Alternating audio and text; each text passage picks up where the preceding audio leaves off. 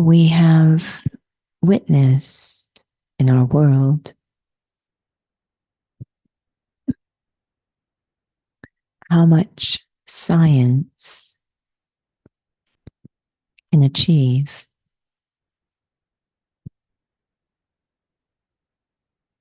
The medical advances, the technology, the comforts.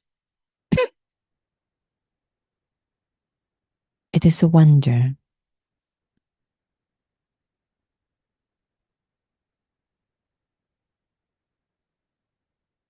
But there is an inner wisdom that recognizes what will always be the case.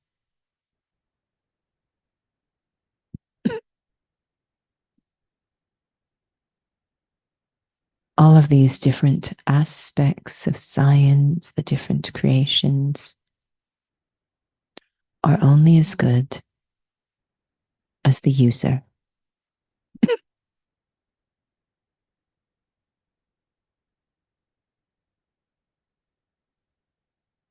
It always comes back to ourselves. Science can manipulate the physical realm.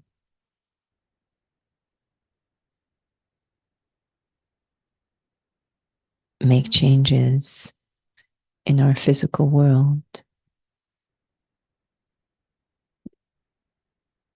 Address physical energy. But when it comes to the self,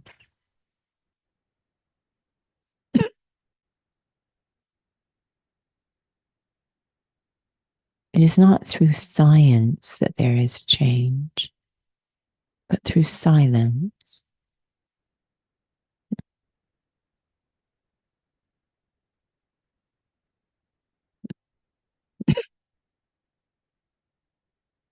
Silence is like a perfect mirror.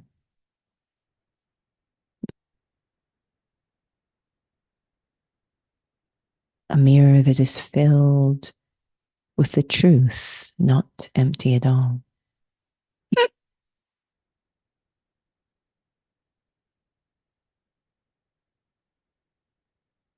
Some fear silence, that mirror, because of not realizing that the truth is every single human soul is intrinsically good.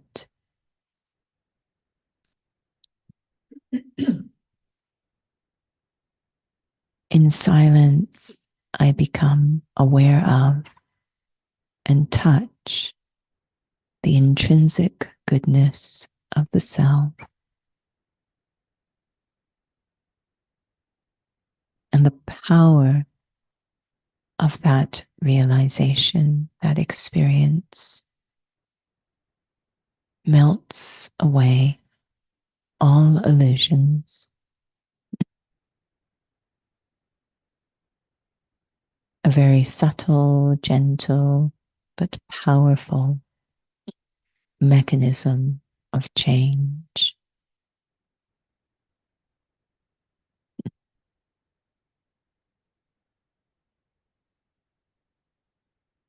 Let me develop a healthy relationship with this silence so I can restore the relationship with myself.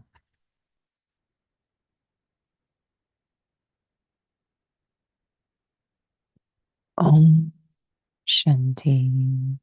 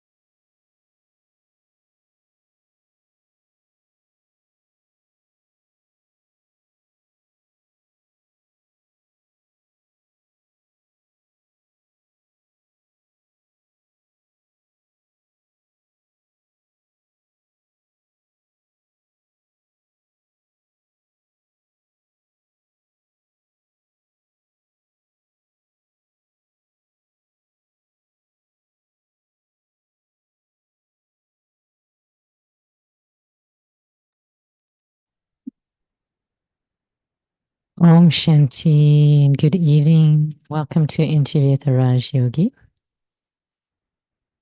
Tonight's session is assessing the quality of my inner silence.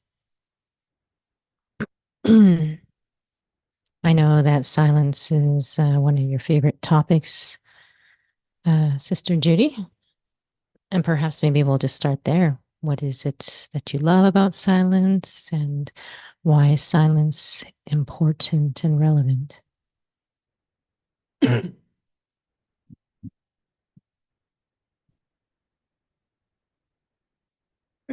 Um, I think I noticed early on in physical endeavors that there is something empowering about silence. It emerged something that I found very I really appreciated was being emerged. I'm just remembering that I couldn't articulate it. I was just very drawn to it, and it was a natural go-to. So I know physically that being very still and quiet inside protected the integrity of the alignment. So if I wanted to be aligned or balanced, I noticed it improved if I became quiet inside. Definitely spiritually, I find that in silence, I experience the royalty and dignity of the self. So it's very attractive. So, in the study of Raj Yoga, or that's the core of who we are, is that we are souls. So, everyone must love silence somehow, some way. Perhaps if you could share creating a bridge, because perhaps maybe it's another word, maybe it's another quality, but this experience of silence you are speaking about, perhaps souls want it or they've experienced it, but they don't know how to articulate it or how to feel it's relevant. As you were saying, you couldn't articulate what it was that you were feeling, but it sounds like this is an experience that is ideal for any soul to feel, to reach their, to merge their highest capacity. Perhaps so many of the words that we use in spirituality, such as meditation, silence, peace, love, we have ideas come into our mind based on physicality or past experience that might be creating some feelings for better or worse. And I think silence is one of those that many are afraid of going in there and being with this, what they perceive as silence. But perhaps that's not actually silence that I am going into. So I think that that's something that also needs to be assessed or looked at is the concepts I have about some of these terms, and am I willing and open to explore them in a different way? But one of the ideas of silence, I think, is not that, because we hear silence and it sounds like everything shuts off. And what we're trying to do is silence the noise, not everything, just the noise, so that what is beautiful remains to be experienced. So we're silencing the waste, silencing the illusions, silencing the heaviness, silencing all these things that are blocking an experience of what is real and beautiful in the self. So that to me is sort of the entry point into understanding this true silence. There was a student who had an interview with one of our seniors and mentioning that it was actually a question, are there many Raj Yoga students who have a lot of knowledge, but the transferring it to character transformation, there seems to be a gap. And the reason why I'm bringing this up, I found it was quite interesting what the conversation was about. Because even the senior student was also mentioning that she recognized this gap too.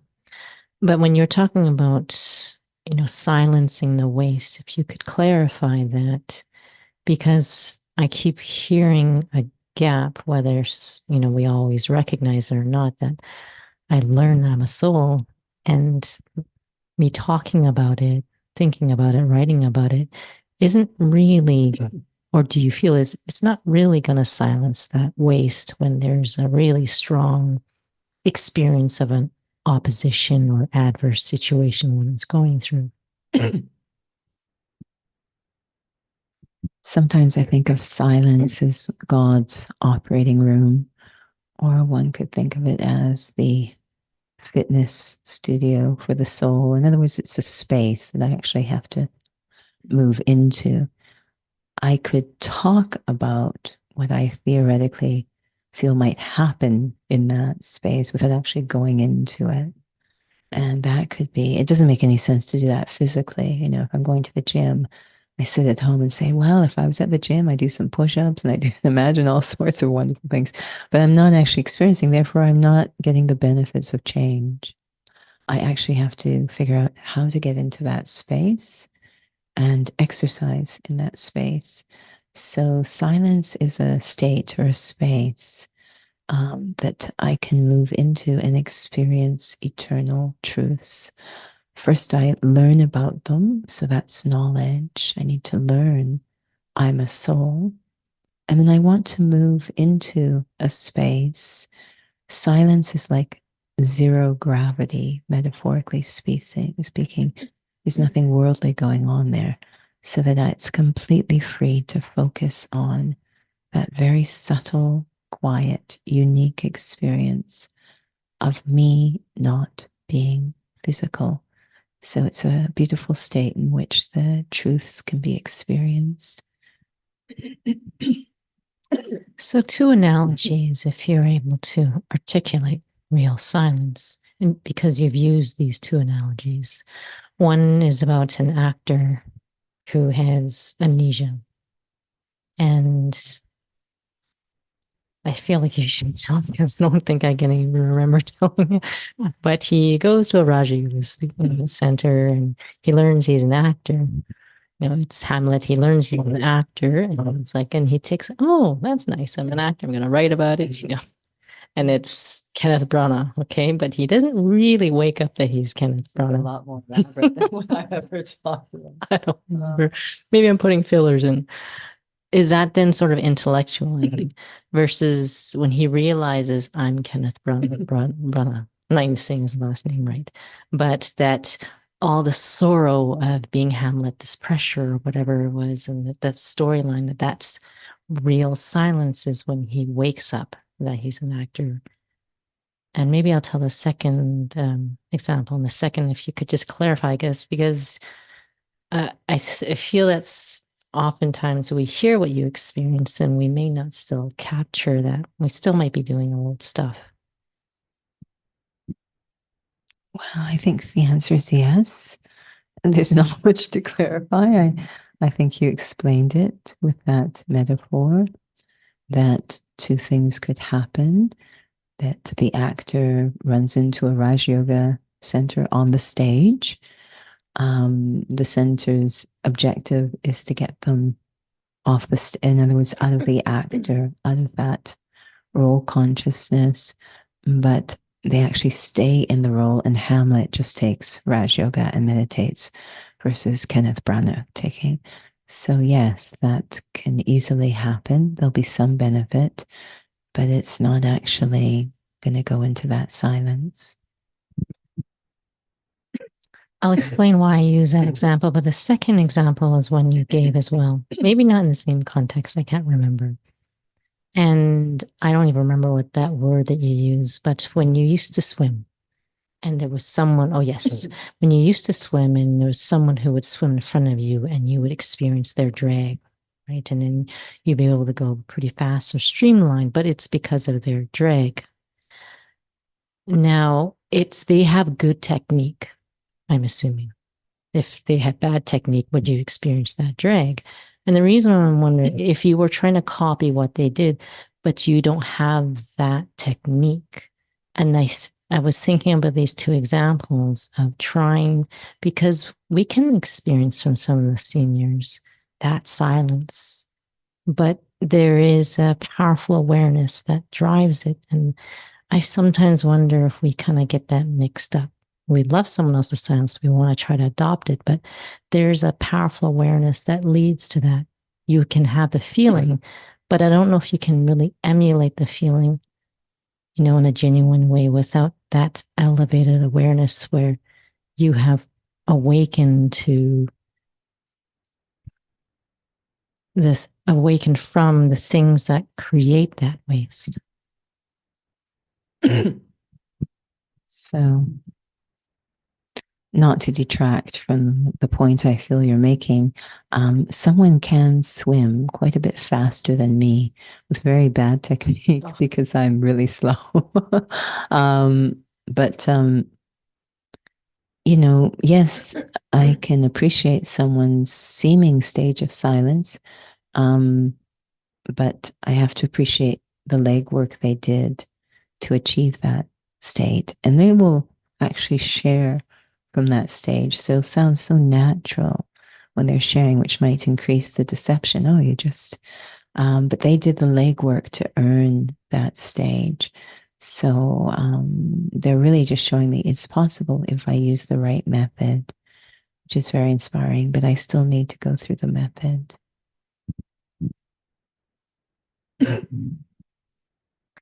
So these two aspects of knowledge, we call understanding. I know you use that word understanding, and yoga. Sometimes we use remembrance or experience. What is the connection between the two, and what is the difference between the two? Because I often hear from senior students, and of course, even our teacher, that we are very imbalanced. Between knowledge and yoga, knowledge and experience? Like the power of knowledge and power of experience. It's so wonderful and exciting and inspiring to get information that we recognize is beneficial. And just the excitement of getting that is such an attainment. And we could land up just stuck there in that attainment. It's really wonderful to learn what's wrong. But then the application and practice of it would obviously be the next state. Then I could get full benefit from what I've learned. So it feels like something's beneficial is happening just learning these things because they're so wonderful and we can recognize, yes, this is going to work. This is a solution. But then, and there is another element that comes up. Then there is the application of it, and there's going to be resistance. So to just think about knowledge and appreciate it, not a lot of resistance, but to actually act on what we learn and challenge the old, that is going to definitely create resistance. And that's what's creating a really big gap between the knowledge and the embodiment of the knowledge, the practice. It's really challenging the old. So how to generate the type of power, enthusiasm that can override that resistance. There's a lot of determination and tolerance required. So, I mean, one thing, the knowledge, a huge thing, the knowledge is inspiring. The experience of it is something we call renunciation or letting go. Now, to ask someone who's really holding tight to let go, even though they recognize that's what needs to happen, how many times we go to someone saying, you really just need to let go. And they say, I know I need to let go, but I can't. So there's going to be a big gap. They know, they have the knowledge, they recognize I need to let go, but I can't. There's so much resistance. So, how to override that resistance? And this is again going a little bit back to the timing conversation.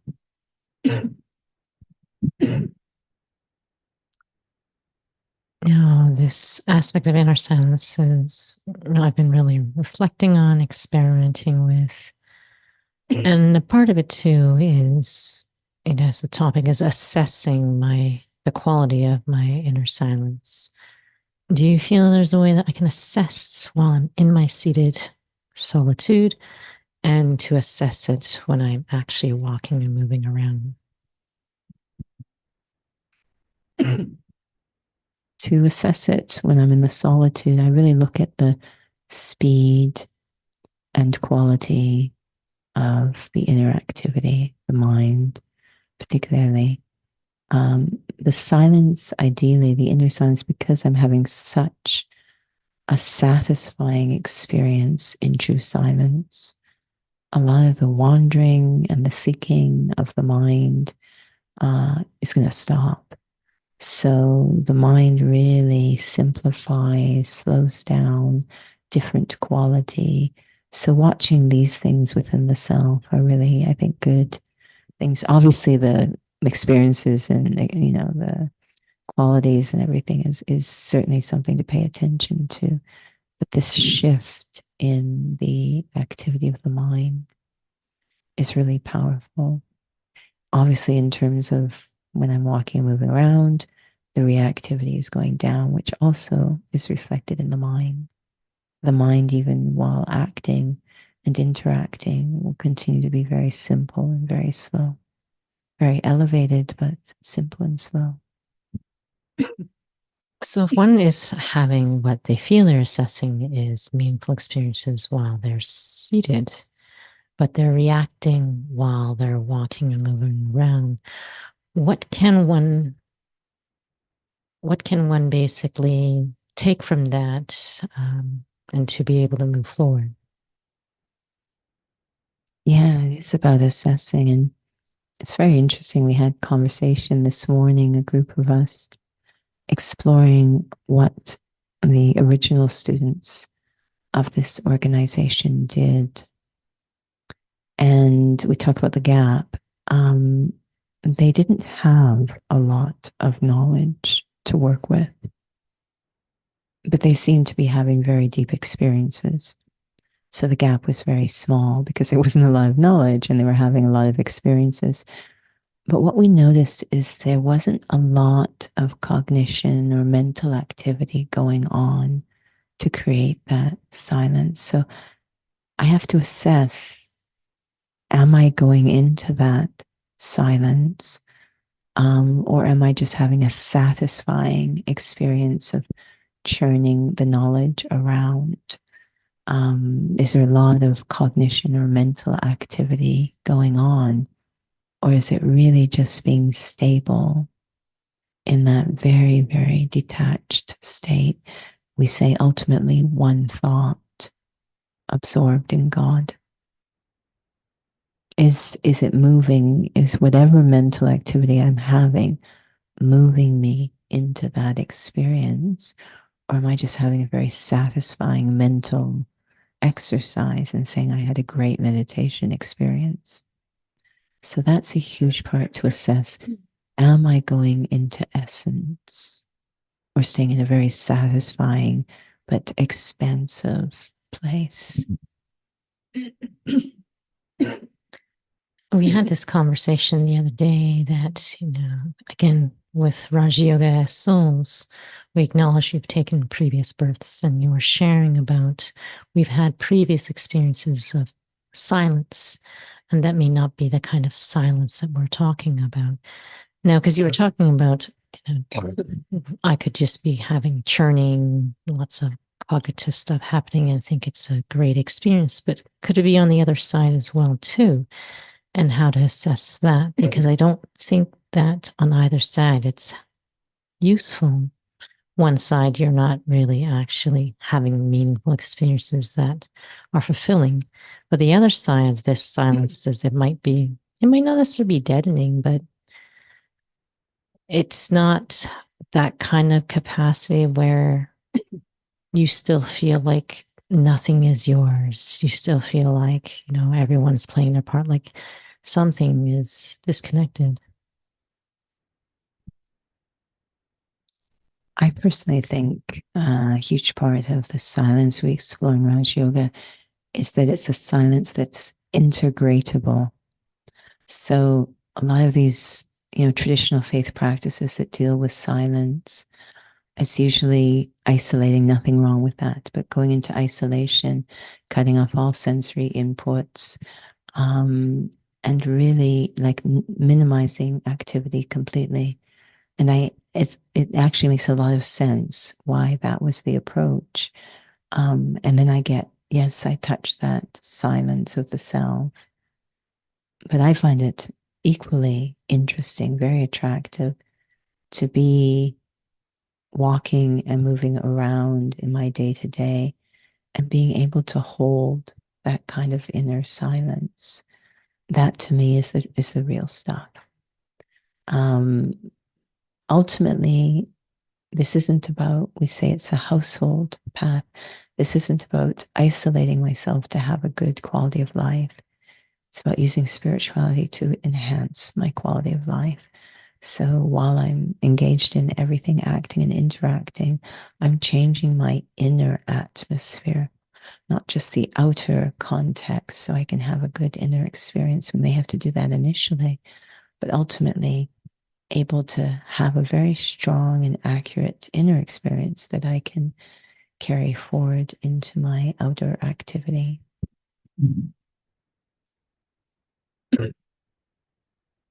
Well, it's a very powerful topic, and it'd be lovely to keep going, but I know we're running out of time. So thank you for those for joining with us. Perhaps we'll have a little reflection.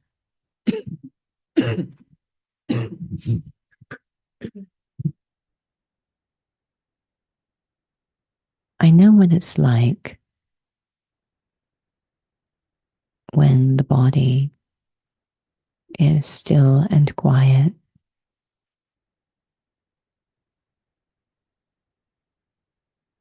I can bring it into that state now if I choose. But if I look more deeply, I can see that the body's still in motion. Under the skin, the lungs are breathing, the heart is beating, blood is pumping. It looks on the surface like it's completely quiet, silent, but it's actually not possible.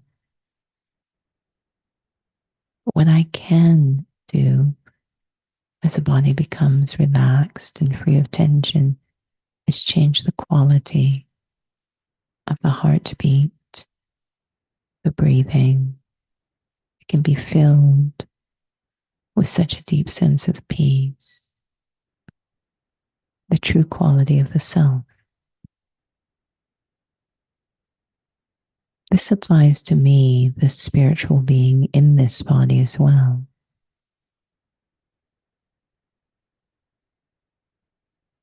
I can never really stop thinking, stop acting,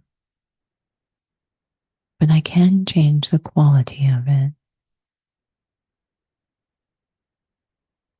I can touch that deep sense of inner peace, my true nature, completely free. And watch how that changes the activity of my mind, what I think about, my intellect, what I remember, how I decide. Silence is active, but it has the power to transform the quality of activity, making silence my ally. It protects what is true and authentic in the self. Om Shanti.